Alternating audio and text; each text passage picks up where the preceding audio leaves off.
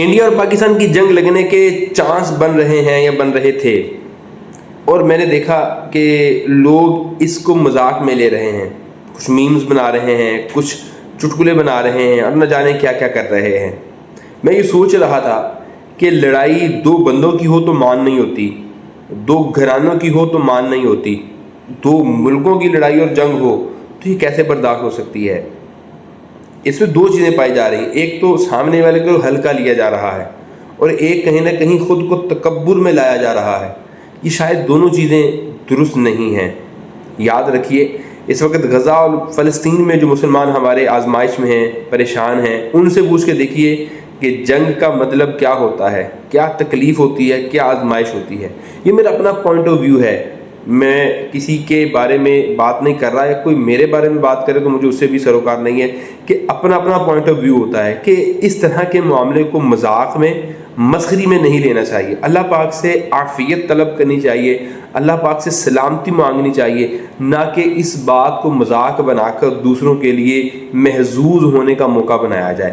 ان موقعوں کو اللہ پاک کا غضب بھی جاننا چاہیے۔ دیکھیے، میں آپ کے ساتھ ایک چیز شیئر کرتا ہوں، اگر پاکستان اور انڈیا کا میچ ہو تو کون جیتے گا؟ ہم مسلمان ہیں، پاکستانی ہیں، تو ہم کہیں گے پاکستان جیتے گا، ٹھیک ہے، کہنے میں کوئی حرج نہیں ہے، لیکن کتنی بار پاکستان جیتا ہے؟ یاد رکھیے گا، جو محنت کرے گا نا وہ جیتے گا۔ ٹھیک ہے، ہم اس مسلمان ہیں، ہمارا دین اسلام ہے، اللہ کا پسندیدہ اسلام ہے، ہم اللہ کے پسندیدہ مذہب میں ہیں۔ اس کا مطلب ہرگز یہ نہیں کہ ہم محنت نہ کریں تو ہم جیت جائیں گے اور اگلا محنت کرے اور وہ ہار جائے گا، ایسا نہیں ہوتا۔ جو محنت کرتا ہے وہی جیتا ہے۔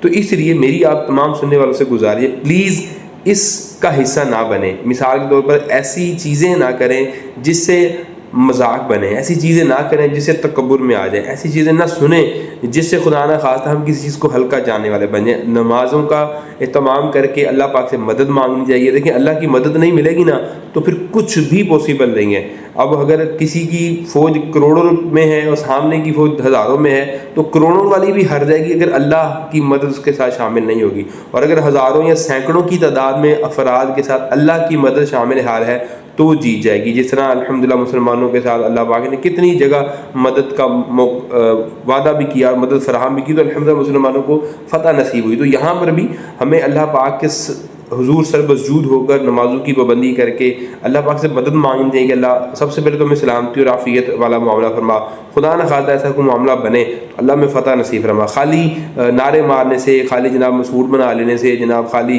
میمز بنا لینے سے فتح نہیں ملتی۔ فتح کسی چیز کا نام ہے، اور اس چیز کو حاصل کرنے کے لیے ہمیں قربانی دینا پڑتی ہے۔ تو یہ میرا پیغام تھا، اللہ کرے اچھا لگا ہو، اللہ کرے ہم باز آ جائیں مذاق مسخری سے، اللہ کرے ہم سیدھے ہو جائیں، ہم سدھر جائیں، اللہ اس کے رسول کے فرما بردار بن جائیں، اسی سے مدد چاہیں، اسی سے مدد چاہیں۔ اللہ ہمارا مددگار ہو، ہمارا حامی و ناصر ہو، اللہ ہمیں سلامتی و عافیت عطا فرمائے۔ اپنا خیال رکھیے گا، مجھے دعاؤں میں یاد رکھیے گا۔ اللہ نگہبان۔